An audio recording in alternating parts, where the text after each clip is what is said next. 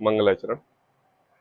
नमो अरिहंताणं नमो सेदाणं नमो आयरियाणं नमो वज्रायणं नमो लोये सव्यसाहूणम्। मंगलम भगवान वीरो मंगलम गौतमो गढ़ी मंगलम कुंद कुंदाद्यो जैन धर्मोस्तु मंगलम। सर्व मंगल मांगल्यम सर्व कल्याणकारिणम प्रधानम सर्वधर्माणाम जैनम जेतु शशिनम। मंगलमय मंगल करण बीते राग विज्ञान नमो ताहि जाते भई अरिहंतारि महान। करि मंगल कर हो महान ग्रंथ करन को का जाते मिले समाज सब पावे निज पद राज। इस भव तरु का मूल एक जानहु मिथ्या भाव ताको करि निर्मूल अब प्रगटे मोक्ष उपाव।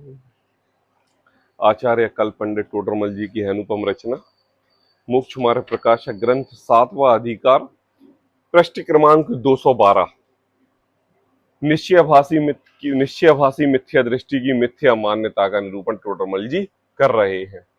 आज का यह निरूपण निश्चयभाषी प्रकरण का लास्ट स्वरूप है। कल से व्यवहाराभासी मिथ्या दृष्टि की बात करेंगे। हमारी जिनवाणी यह है, अगर यह जीव इस जिनवाणी का श्रद्धान करके अपने अंतरंग में तत्व का श्रद्धान करे तो यह ऐसी तलवार के रूप में है कि वो समस्त कर्मों का नाश कर देगी। और यही जिनवाणी ऐसे है कि यही जीव अगर तत्व का अतत्व श्रद्धान करे तो यह जीव बिना कर्म बंधन पाए रह नहीं सकता। मतलब ऐसी चीज, ऐसी वस्तु, ऐसी जिनवाणी कि भगवान इस संसार परमात्मा से, संसार से तो भगवान बना दे संसारी से, और कभी कभी इस संसारी से हमें निगोद अवस्था में भी ले जाए।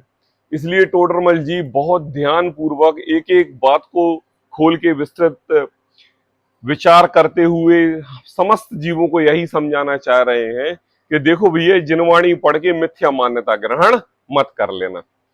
ये निचली दशा की बात नहीं है।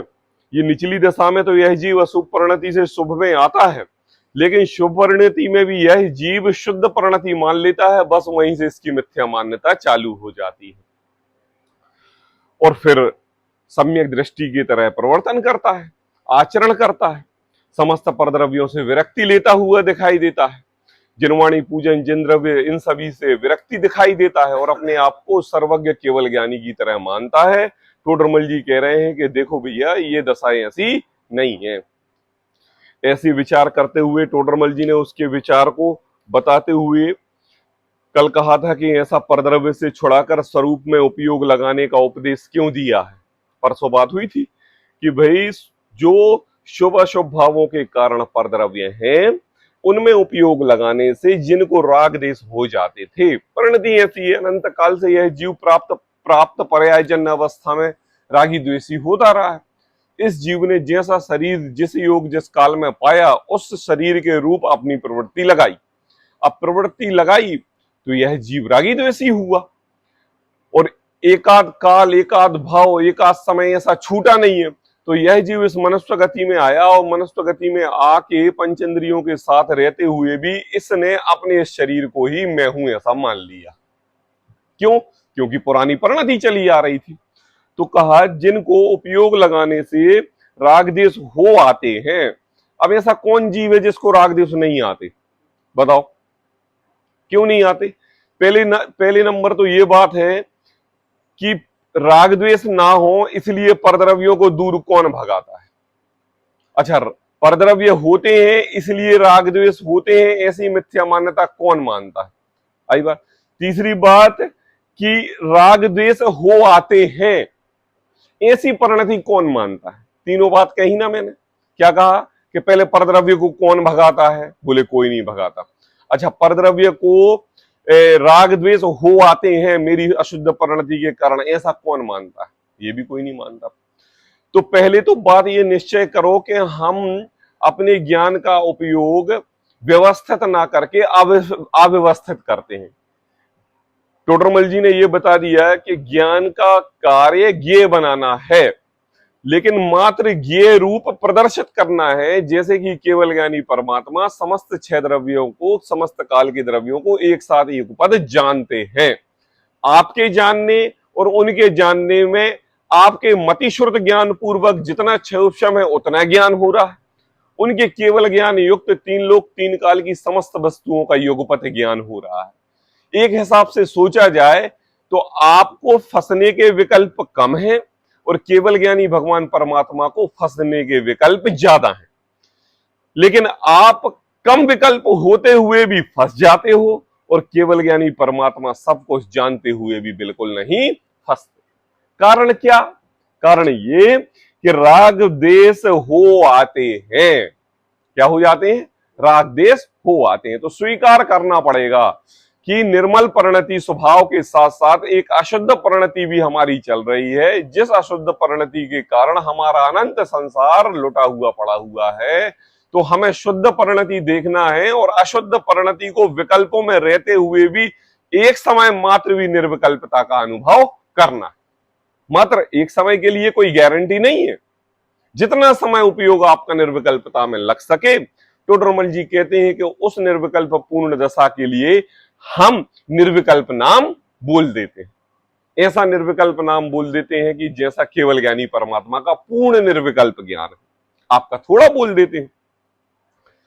फिर उदाहरण उन्होंने दिया कि ऐसी निचली अवस्था के जीवों को यह उपदेश दिया है। फिर उदाहरण चल रहा था कि जैसे कोई विकार भाव से परघर, कोई स्त्री विकार भाव से परघर जाती थी उसे मना किया, परघर मत जाओ, घर में बैठी रहो। ये कटु वचन हो गए और उपदेशात्मक शैली पूर्वक उसके लिए डायरेक्ट दो शब्द में मना कर दिया कि मत जाओ, घर में बैठी रहो। आई बात समझ में? ये ऐसी परिणति हो गई जैसे कोई जीव दुकान में, व्यापार में, स्त्री मोह में, परद्रव्यों में, सर्व प्रकार के कारणों में जो वस्तु दिखे उस वस्तु के प्रति राग हुए ना रहे। तो उस जीव के लिए ये कहते हैं कि देखो भैया, घूमना फिरना बंद करो, घर में बैठो, डेली मंदिर जाओ, मंदिर में बैठ के स्वाध्याय करो, 3 घंटे कम से कम स्वाध्याय करा करो।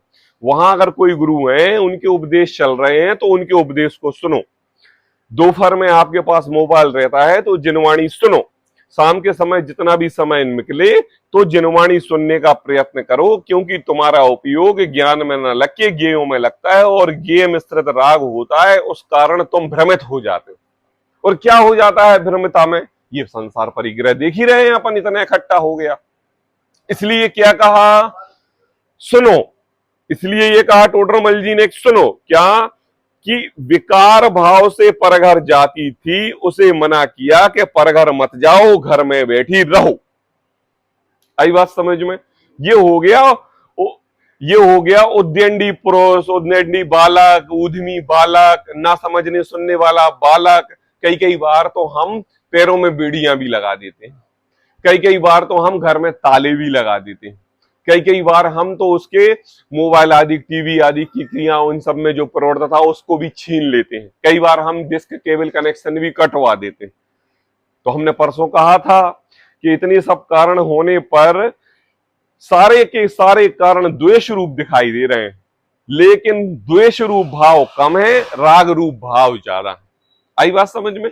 इसलिए जहां द्वेष होता है वहां द्वेष के प्रतिपक्ष अत्यधिक राग होता है।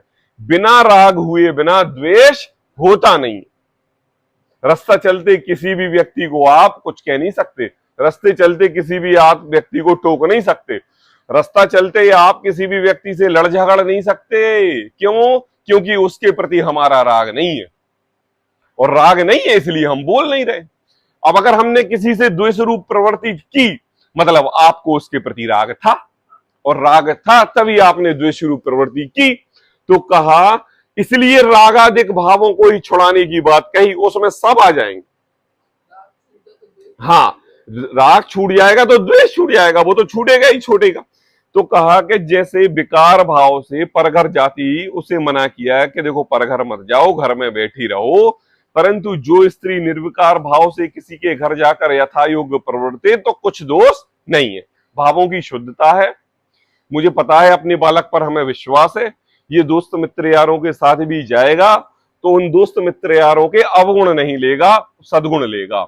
और इसकी परिणति ऐसी है कि इसके सद्गुणों की छाप इसके दोस्तों पर भी पड़ेगी और उनका भी भाव सुधर जाएगा। इसलिए जाओ। पापा मैं 10 बज रहे हैं, दुकान से आया हूं, दोस्तों के साथ चला जाऊं? हाँ ठीक है, ज्यादा समय मत लगाना, सुबह स्वाध्याय है, आधे 1 घंटे में आ जाना। और सोचो, थोड़ा सा विचार करो, अशुभ परिणति रूप व परद्रव्यों के प्रति रागी व्यक्ति हो तो क्या आप जाने दोगे? नहीं जाने दोगे। तो कहा निर्विकार से जो किसी के घर जाकर यथा योग्य प्रवर्ते तो कोई दोष नहीं है।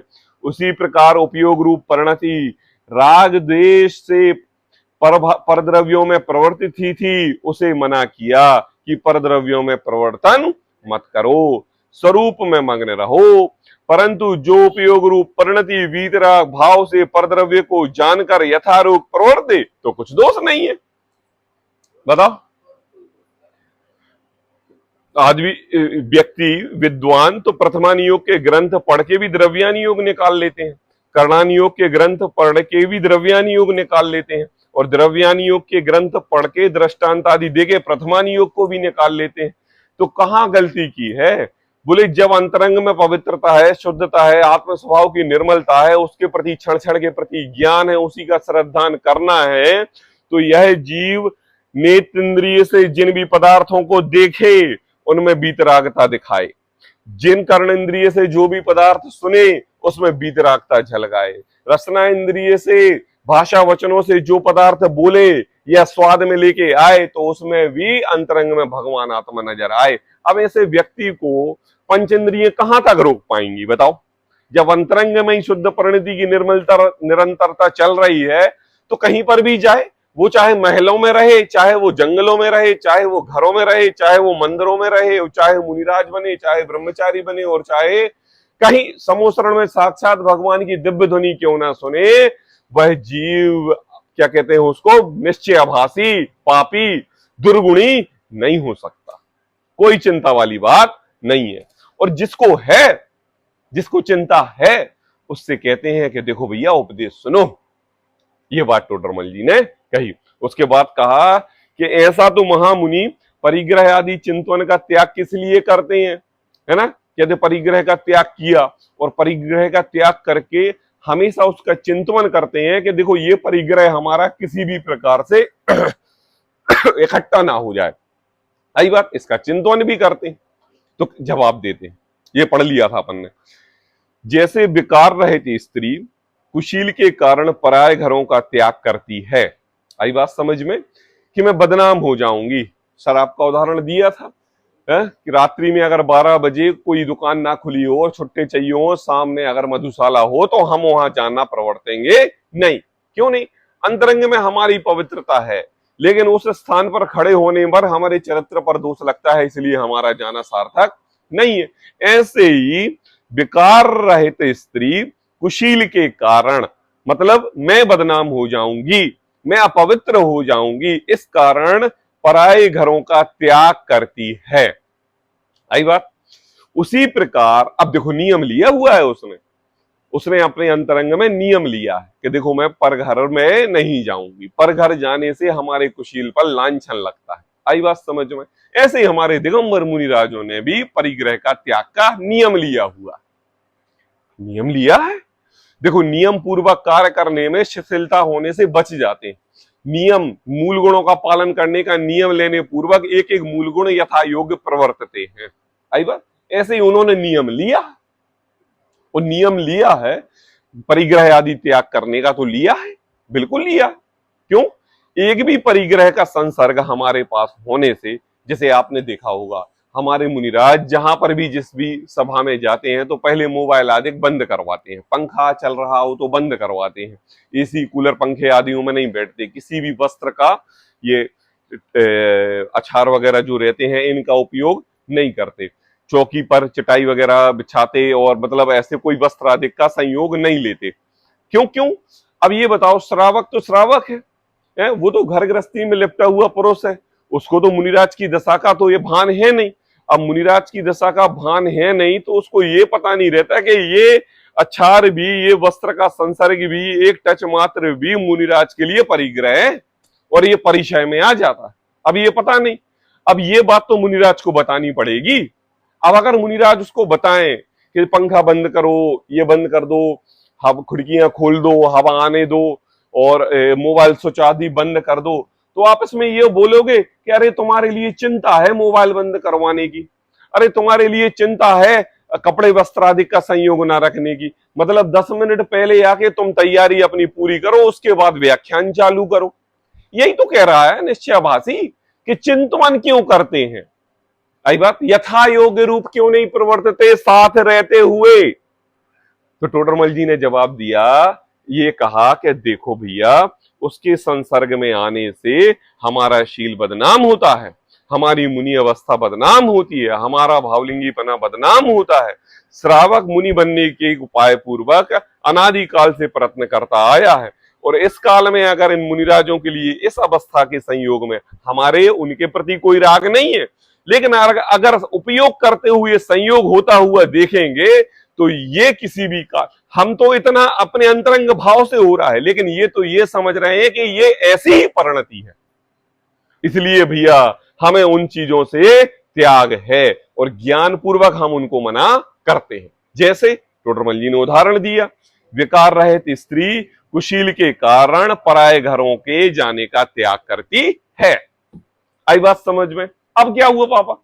अब ये हुआ कि पति के साथ परपुरुष के घर जाना पड़ गया, शादी विवाह के कारण, बर्थडे पार्टी के कारण, मित्र आदि के कारण, विधान आदि क्रिया के कारण, किसी वक्ता के प्रवचन आदि सुनने के, व्याख्यान का लाभ लेने के कारण, पति के कारण, मम्मी जी के कारण, बहन के कारण, भाई के कारण, किसी ना किसी संयोग के कारण पर पुरुष, पर द्रव्य, पर घर, इनके यहां जाने का कारण बन गया। बनता है कि नहीं बनता? पड़ोस में रह रहे हो और किसी ने बुलौआ में बुलाया तो आपने तो पर घर में जाने का नियम लिया हुआ है, लेकिन व्यवहार निभाना है। अब निभाना ऐसा है कि आप जितने भी प्रोग्राम करते थे वो सारे आते थे, अब आपका भी तो कर्तव्य बनता है कि हम उनके घर जाएं, हैं? तो आपको परवश किसी ना किसी के घर पे जाना पड़ा। आई बात समझ में? लेकिन आपने उस घर में जाके अपना शील भंग नहीं किया, अपने अंतरंग में अशुद्ध परिणति लेके नहीं आए, जिस कार्य के लिए गए थे वह कार्य किया और तुरंत बैक टू पवेलियन अपने घर पर आ गए, अपने अंतरंग में किसी भी प्रकार का विकारी भाव लेकर नहीं आए। आई बात समझ में? ये अब टोडरमल जी कहते हैं कि देखो, जैसे विकार रहित स्त्री कुशील के कारण पराये घरों का त्याग करती है, उसी प्रकार बीतराग परिणति राग द्वेष के कारण परद्रव्यों का त्याग करती है नियम पूर्वक, तथा जो वे विचार के कारण नहीं है, ऐसे पराये घरों में जाने का त्याग है नहीं, ऐसा त्याग नहीं है। उसी प्रकार जो राग द्वेष के कारण नहीं है, ऐसे परद्रव्यों को जानने का त्याग है नहीं। आई बात समझ में? ऐसा कोई हमारा त्याग है नहीं। हाँ, जहां पर शील का दोष लगे वहां पर हमने कल बताया था कि मुनिराज अपने परिवारजनों के संसर्ग में नहीं रहते, उस क्षेत्र पर विचरण, जहां पर मुनिराज का जन्म हुआ है उस क्षेत्र पर विचरण नहीं करते, या जो पूर्व श्रावक धर्म की स्त्री थी उसके संयोग में नहीं रहते, जो पिता पुत्र चाचा भतीजे भाई उनसे बातचीत नहीं करते। क्यों नहीं करते? क्योंकि वहां पर राग होने का कारण बन जाता है। आई बात समझ में? और जहां राग होने का कारण नहीं है तो आपने आहार विधि लेने के लिए आहार लेने ग्रस्त के घर में जाते ही, लेकिन नियम पूर्वक खड़े खड़े आहार लेंगे और तुरंत वापस आ जाएंगे। अब आगे फिर वह कहता है कि जैसे जो स्त्री प्रयोजन जानकर प्रतादिक के घर जाती है तो जाए। आई बात, अब उसको बात समझ में आई। अब उसने ये कहा कि देखो आपने स्त्री का उदाहरण दिया ना, हमारा उदाहरण नहीं है, मैं तो केवल अपनी शंका का समाधान कर रहा हूं और उस शंका के समाधान पूर्वक आप नाना प्रकार के उदाहरण टोडरमल जी हमें दे रहे हो। उस उदाहरण को हमने श्रद्धान में लिया और आपकी बात समझी, लेकिन अब आपने ये कहा कि जो स्त्री प्रयोजन जानकर पिताजी के घर जाती है तो जाए। बिल्कुल सही। कोई स्त्री अपने पिता के घर जाती है तो जाए, पिता के स्नेह बस, तबीयत के बस, या अपने बच्चों की गर्मियों की छुट्टी होती है तो मायका ससुराल आदि क्रियाएं होती हैं तो जाते हैं, तो जाए प्रयोजन जानकर, जाए किसी ना कोई प्रयोजन जानकर, हमें कोई दोष नहीं है। बिना प्रयोजन जिस तिसके घर जाना योग्य नहीं है। बिल्कुल सही बात, क्या गलत बात? प्रयोजन नहीं है तो जिस जिसके घर जाए ये कोई कारण नहीं है, बिल्कुल यथा योग्य कारण है। ये प्रश्न है, और प्रश्न भी कितना सटीक कि टोडरमल जी के प्रश्न को, उदाहरण को समझकर ये जवाब दे रहा है कि देखो प्रयोजन के सहित पिताजी के घर जाती है तो जाए, मुझे उसमें कोई दिक्कत नहीं है, लेकिन जिस जिसके घर क्यों जाए? इनके यहां बुला हुआ है, आप क्यों जा रहे हो? आपका घर करेली में है तो आप पिताजी के घर जाओ ना। आई बात समझ में? आपका भाई फलानी नगर में रहता है तो आप उस घर में जाओ ना। आप जिस घर में क्यों प्रवर्त रहे हो? मुझे सब पता है कि आपके अंतरंग में किसी भी प्रकार की विकारी भाव नहीं है, लेकिन फिर भी आपका परघर जाने में शील का दोष लगता है और आप बदनाम होते हो, तो आपको परघर जाना बिल्कुल नहीं है। हाँ, पिताजी के घर आप जा सकते हो, वो भी प्रयोजन के कारण, है ना। तो कहा कि बिना प्रयोजन जिससे घर जाना योग्य नहीं है, उसी प्रकार, अब सिद्धांत उसी प्रकार, प्रश्न है क्या कहा है कि परिणति का प्रयोजन जानकर 7 तथ्यों का विचार करना। कैसा? सब पहले के अधिकारों में टोडरमल जी जीवादि 7 तथ्यों का यथार्थ निरूपण करके आए हैं ना, तो केवल ये कहा है तत्वार्थ श्रद्धानम सम्यक दर्शनम, जीवादि 7 तथ्यों का यथार्थ श्रद्धान करना सो सम्यक दर्शन है, और उसमें जीव अजीव आश्रव बंध संवर निर्जना मोक्ष आ जाते हैं, और उसमें मुख्य रूप से जीव अजीव आ जाते हैं। तो अजीव को गौण, जीव को उपाधि प्राप्त करके केवल 7 तत्व ही समझने योग्य हैं। इसके अलावा गुणस्थान, मार्गण आदि स्थान, सलाका पुरुषों का परिचय, गुणस्थान की चर्या, कर्णानियोग, इसकी चूलिका, उसका सुमेरु पर्वत की ऊंचाई, इतने भाव, इतने समुद्र, इतने, ये सब कोई जानना जरूरी नहीं है। पता ये सब क्या है? ये है कि जैसे जीव अजीव का श्रद्धान करना सम्यक दर्शन है, ये उस स्त्री का प्रयोजन सहित पिताजी के घर जाना है। क्यों? क्योंकि उसके श्रद्धान से ही सम्यक दर्शन होगा। आई बात। और अगर वो उस जीव अजीव तत्व को छोड़कर, भूलकर या श्रद्धा में नहीं रखकर गुण स्थानों का परिचय करता है, तो शंकाकार कह रहा है पराये घर जाती है, यथा योग्य यथा तथा प्रवर्तिती है। मतलब कभी प्रथमानियोग के ग्रंथ पढ़ लिए, कभी कर्णानियोग पढ़ लिए, कभी चरणानियोग पढ़ लिए। ये सब क्या है? जीव जुदा पुद्गल जुदा, यही तत्व का सार, और ये जाकर है यही को विस्तार। तो केवल जीव जुदा पुद्गल जुदा का ही श्रद्धान करो ना, और ये जीवादि 7 तत्वों में आ जाते हैं। तो मैंने 7 तत्व एक पूर्ण रूप उपाधि आपके मान लिए, बाकी किसी का भी ज्ञान करना जरूरी नहीं है। शंका समझ में आई? ऐसा उसने पूछा प्रश्न। हाँ, केवल जीव, और वही तो मैं कर रहा हूं। निश्चयभाषी कर क्या रहा है? वही कर रहा है। अपने एकांत में बैठ के संसार परिग्रह छोड़ के मैं भगवान आत्मा हूं, उसी का तो चिंतन कर रहा है। तो टोडरमल जी ने उसके सारे विकल्प तो पहले ही छुड़ा दिए कि बता कितनी दशा तेरी निर्विकल्प रूप रहती है? नहीं रहती ना। पता क्यों नहीं रहती? क्योंकि छदमस्त के तो स्वभाव है, एक समय रंच मात्र भी का उसका उपयोग अपने अंतरंग में लगता है। और ये बात तो भावलिंगी दिगंबर मुनिराज की है, तू तो श्रावक है, तेरा तो एक समय भी उपयोग नहीं लगता, बाकी सब एक्टिंग हो रही है। तो निचली दशा में, लेकिन अभी भी वह अपनी बात पुष्टि करने के लिए लगा हुआ। अब हमारा उपयोग अपना ज्ञान में नहीं लग रहा है, लेकिन पूरे श्रद्धा, पूरे जनागम में यही बात कही है, जीव जुदा पुद्गल जुदा, यही तत्व को सार। इसलिए मुझे ग्रंथ नहीं पढ़ना, इसलिए मुझे मंदिर नहीं जाना, इसलिए मुझे परद्रव्य को उपदेश नहीं देना, इसलिए मुझे कोई भी क्रिया नहीं करना। अब टोडरमल जी जवाब देते हैं। हाँ, उसी प्रकार परिणति को प्रयोजन जानकर 7 तत्वों का विचार करना, बिना प्रयोजन गुण स्थान आदि का विचार करना तो योग्य नहीं है। आई बात समझ में? देखो, जब आप भावलिंगी पना आ जाएगा और आप मुनि धर्म अंगीकार करके जब अपने नित्य स्वभाव में लीन रहोगे, उस समय आप क्या चिंतन करोगे कि मेरा कौन सा गुण स्थान चल रहा है। अगर आपने एक समय रंच मात्र भी गुण स्थानों का चिंतन किया तो समझ लेना वो भावलिंगी पना नहीं, वो द्रवलिंगी पना नहीं, वो मिथ्यात्व पना है। आई बात समझ? क्या लेना देना? अरहंत परमिष्टि अरहंत बनने के लिए पुरुषार्थ करते हैं कि अपने अनंत दर्शन, अनंत ज्ञान, अनंत सुख वीर का पुरुषार्थ करते हैं, और उसके रूप समोसरण आदि की रचना हो जाए तो हो जाए, अरहंत परमिष्टि बन जाए तो बन जाए, सिद्ध सलाह पर विराजमान हो जाए तो हो जाए। हमारा वो प्रयोजन नहीं है। हमारा प्रयोजन तो आत्म स्वभाव का साधन करना है। ऐसे ही वो कह रहा है कि देखो भैया, गुणस्थान आदिक में हमारा विकल्प बहुत लग जाता है और हम अपने जीव जुदा पुद्गल जुदा को भूल जाते।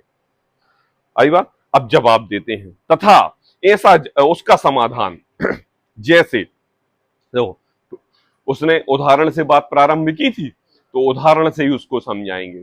जैसे प्रयोजन जानकर, आई बात समझ में? देखो, प्रयोजन जानकर, जैसे स्त्री प्रयोजन जानकर पितादिक व मित्रादिक के भी घर जाए।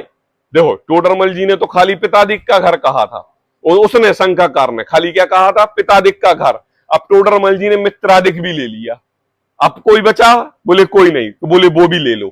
क्या कहा कि देखो, जैसे कोई स्त्री प्रयोजन जानकर पितादिक के घर जाती है, सॉरी, स्त्री प्रयोजन जानकर पितादिक व मित्रादिक के घर भी जाए, उसी प्रकार परिणति आत्म स्वभाव, अपने ज्ञान का ज्ञेय बनने की वस्तु, अपना उपयोग, अपना ध्यान, अपनी परिणति तथ्यों के विशेष जानने के कारण, क्या कहा?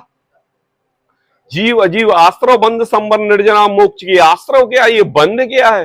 कर्मों का आना कैसे होता है? ये इनकी स्थिति क्या होती है? इनकी अनुभाग कैसे होती है?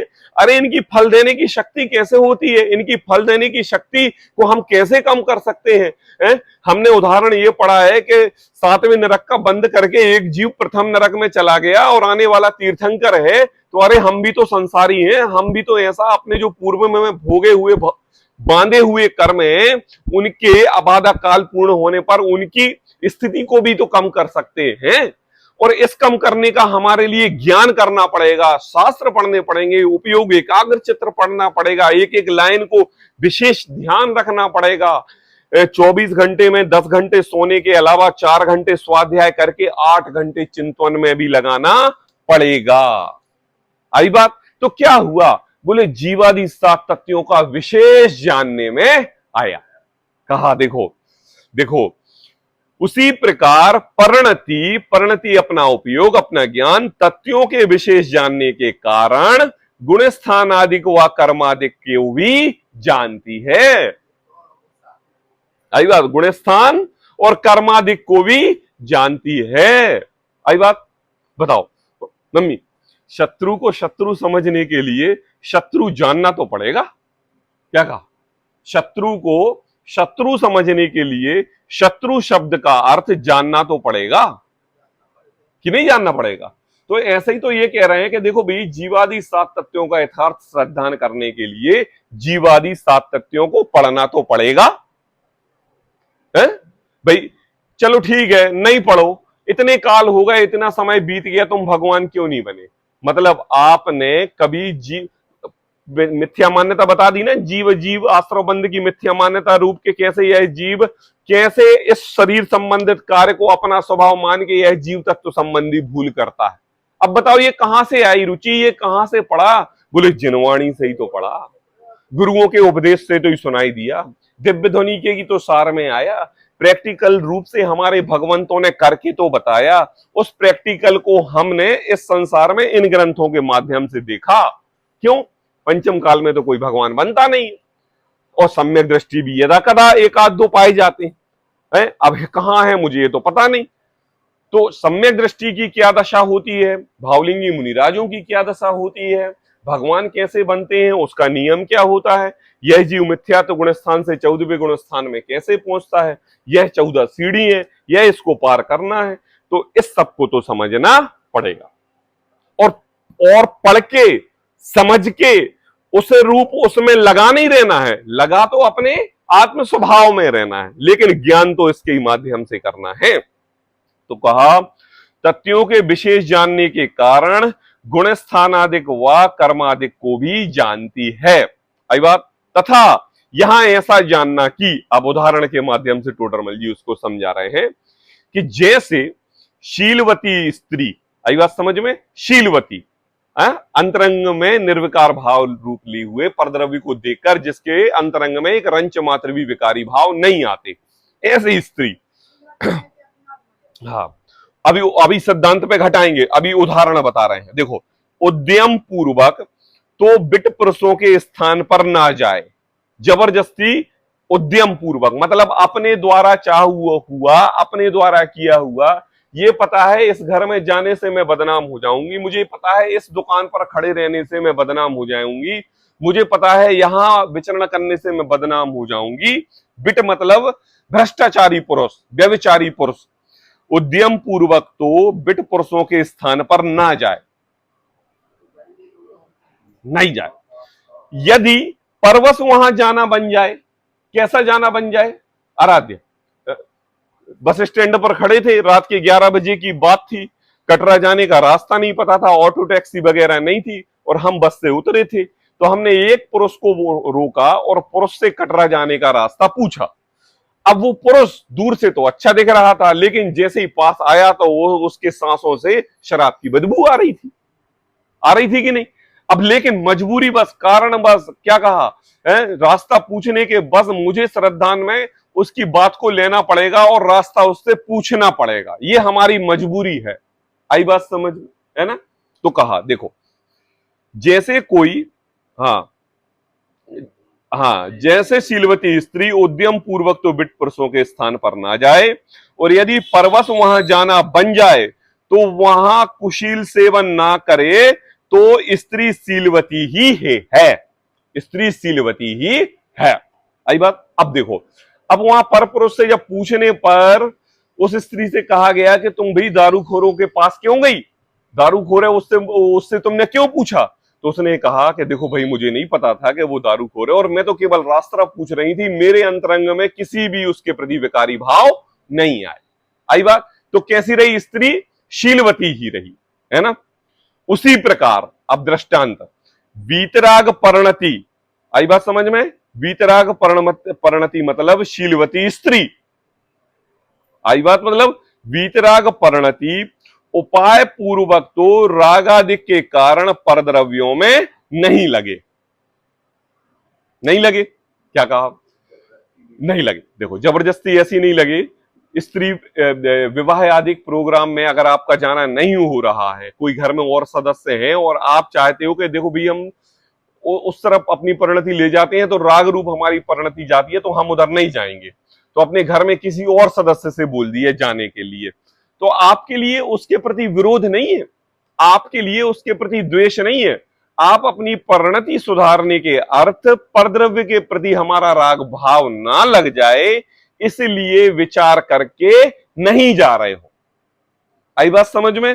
फिर पढ़ें, वीतराग परिणति उपाय पूर्वक तो रागादिक कारण परद्रव्यों में नहीं लगे। उपाय पूर्वक कौन सा उपाय करना है नम्मी?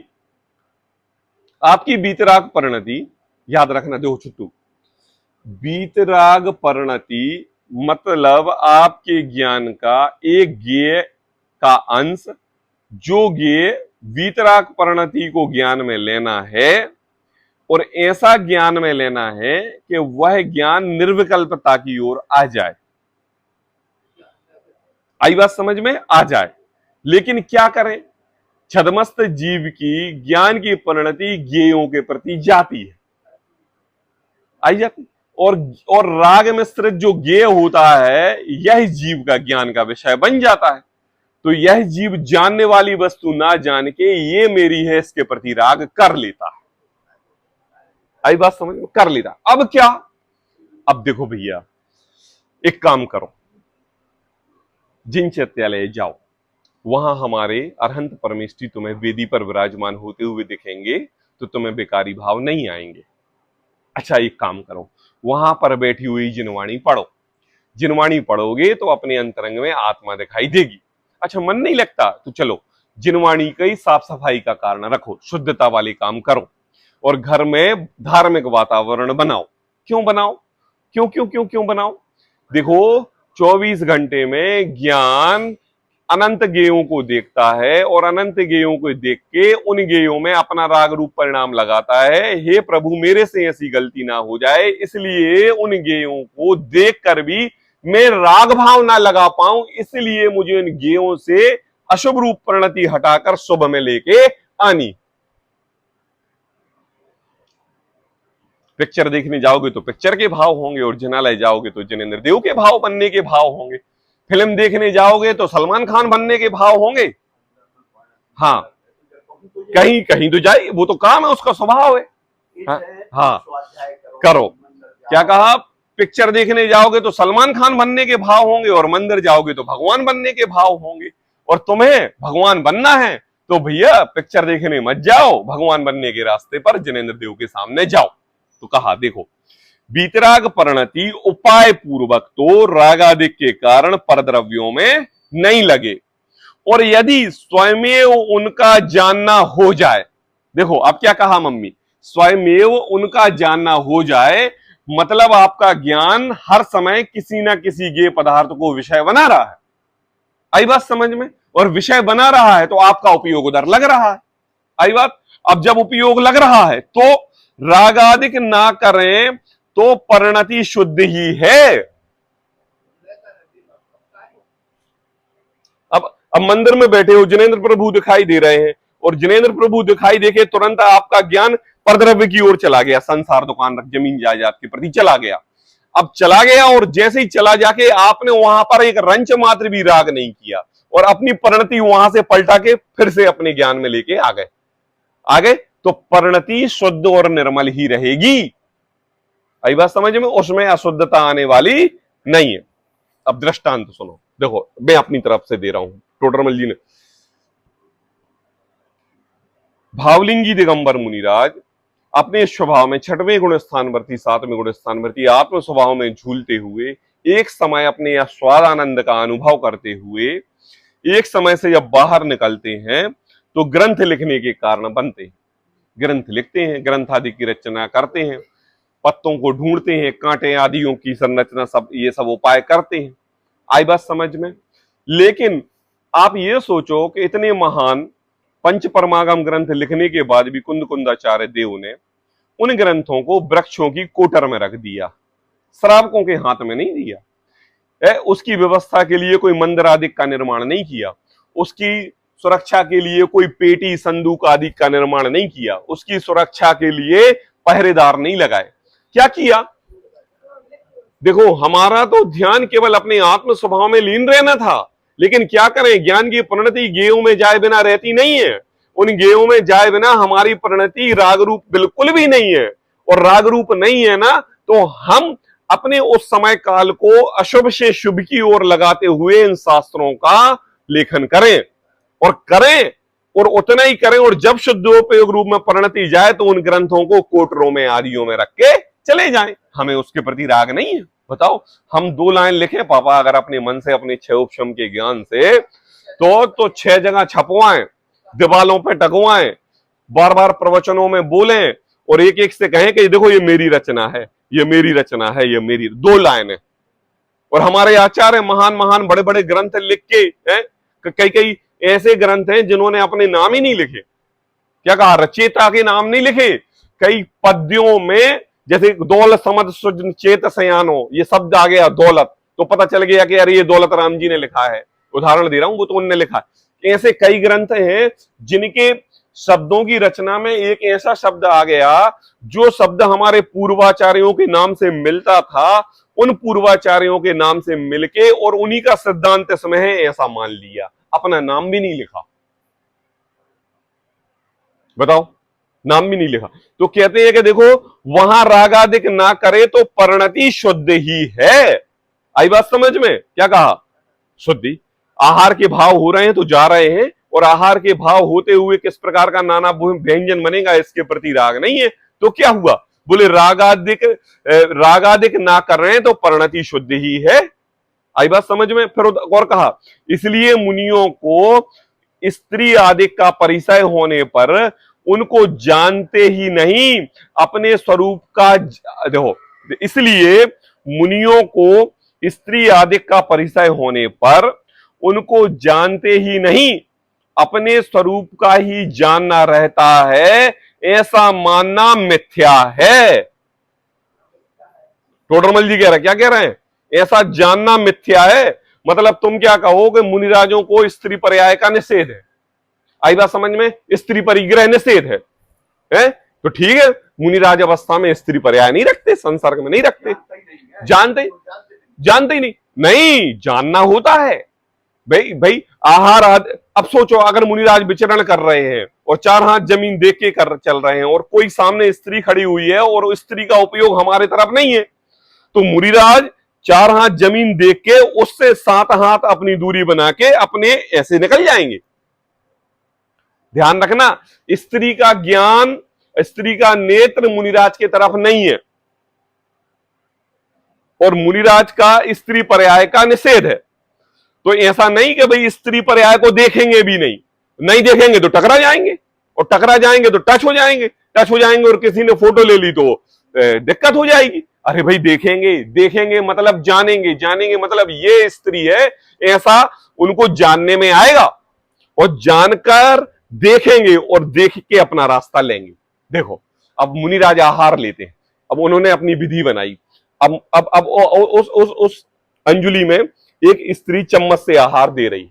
आई बात, उतने समय के लिए स्त्री का संयोग 1 फीट तक 2 फुट तक रहता है, बाकी समय 7 फीट की दूरी रहती है। अब दे रही है। अब सोचो कि अंजुलि लेते हुए अगर कोई स्त्री पर किसी भी प्रकार की गलती हो गई और ले रहे हैं, अब भाई भाव तो सबके होते हैं भाई। स्त्री पर्याय में हमारे लिए जिनेंद्र भगवान का अभिषेक करने का निषेध है, बिल्कुल सही बात है। तो मुनिराजों को आहार करने का राग स्त्री के लिए आ जाता है, आहार देने का, तो दे दिया। अब मुनिराज के लिए ये इधर स्त्री है, स्त्री पीछे रहो, मुझे देखना नहीं चाहिए आंखों से, अब मुझे देखना नहीं चाहिए बिल्कुल। तो क्या मुझे बताओ, वो स्त्री पीछे से हाथ लगा डाल के आहार देगी क्या? तो वहां पर तो स्त्रियां विचरण करती हैं, त्याग मुनिराजों का स्त्री का है, लेकिन विचरण करती हैं, वहां पर आहार वगैरह देती हैं। तो कहते हैं कि देखो, अपने स्वरूप का ही जानना रहता है, ऐसी मिथ्या मान्यता है। तुम ये मत समझ लो कि स्त्री देख के मुनिराज आंख बंद कर लेते हैं और केवल अपने आत्मा का ही ध्यान रखते हैं, ये मिथ्या मानता है। सबको जानते हैं, सबको देखते हैं, लेकिन अपनी परिणति, राग रूप परिणति उनके प्रति नहीं लगाते। उनको जानते तो हैं परंतु रागादिक नहीं करते। देखो लिखा ना टोडरमल जी ने, क्या कहा? उनको जानते तो हैं और रागादिक नहीं करते। हाँ, ऐसी मान्यता मिथ्या है। ये मान्यता मिथ्या मतलब टोडरमल जी का विवेचन शैली ऐसी कि देखो, इतना सटीक उदाहरण दिया। नियम में तो ये आएगा कि स्त्री का निषेध है, नियम लिया है और लिया है, तो क्या स्त्री को देखेंगे भी नहीं? रास्ता चलते हुए स्त्री तो दिखेगी, आहार आदि करते हुए स्त्री तो दिखेगी, लेकिन स्त्री दिखेगी तो दिखने दो, हमारे उसके प्रति कोई राग नहीं। और अगर कोई मान ले कि देखो भैया, स्त्री का तो त्याग लिया था और स्त्री की इतनी सारी भीड़ लगी हुई है स्त्रियों को, कैसे मुनिराज है? तो टोडरमल जी कह रहे हैं मिथ्या मान्यता है। कहा हाँ, उनको जानते तो हैं परंतु रागादिक नहीं करते। इस प्रकार परद्रव्य को जानते हुए भी बीतराग भाव होता है, ऐसा श्रद्धान करना। अब टोडरमल जी ने यह बात बहुत सिद्धांत पूर्वक कही है। क्या कहा? इस प्रकार परद्रव्य को जानते हुए भी बीतराग भाव होता है। आई बात समझ में? मुझे ये बताओ, जब आपका पुत्र आपके अनुरूप नहीं चलता तो संसार के प्रति बीतरागता दिखती है कि नहीं? कैसे आ गई वो बीतरागता? कभी क्षण में तो वो राग रूप दिख रहा था, यही श्रद्धेय, यही उपादेय, यही सब कुछ, और अब 1 मिनट में संसार का आपके लिए क्षण भंगुरता दिखने लगी। तो कहते हैं कि देखो, इस प्रकार परद्रव्य को जानते हुए भी बीतराग भाव होता है, ऐसा श्रद्धान करना और उसी जितनी अपेक्षा, जितना कारण, जितना समय आपका वीतराग भाव की तरफ लगे, उस वीतराग भाव को हम निर्विकल्प नाम दे देते हैं। आई बात? आगे पढ़ते हैं। तब वह कहता है कि यदि ऐसा है तो शास्त्र में ऐसा कैसे कहा है कि आत्मा का श्रद्धान, ज्ञान, आचरण, सम्यक दर्शन, ज्ञान, चारित्र है? क्या कहा? अब देखो, बहुत सिद्धांत वाले प्रश्न पे आया है। अच्छा, ऐसा है तो शास्त्र में ऐसा क्या कहा है कि आत्मा का श्रद्धान मतलब अपनी आत्मा को जानना ही सम्यक दर्शन, अपनी आत्मा का ज्ञान ही सम्यक ज्ञान, और अपनी आत्मा का ही आचरण रूप प्रवर्तना सम्यक चारित्र। तो कहा आत्मा का श्रद्धान, ज्ञान और आचरण क्या है? सम्यक दर्शन, सम्यक ज्ञान, सम्यक चारित्र है कि नहीं? कितनी परिभाषाएं आती हैं सम्यक दर्शन की, बताओ कितनी प्रकार, कौन कौन सी?